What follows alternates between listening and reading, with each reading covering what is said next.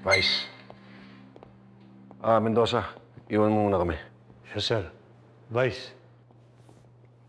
Sige. Ano na nangyari, di ba, Giba? Ha?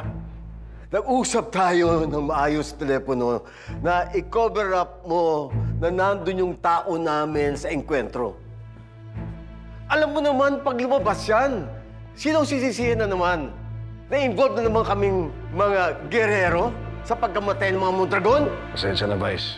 May mga reporter kasi na nakarating sa crime scene. Sila ho naglabas ng balita. Si Victorino, hirap mo sa akin yan. Masamang balita, Vice, patay na si Tiniente nung nakaengkwentro niya si Tanggol. Pero may isang pulis dyan, Vice, na tumulong na makatakas si Tanggol. Nasa custody namin siya. Sa tingin ko magagamit natin siya, Vice.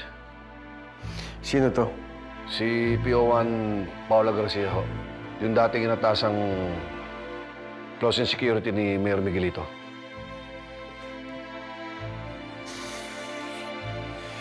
Maraming sikretong alam yan tungkol kay Miguelito. Patawag mo ang gusto ko makausap. Yes, Vice.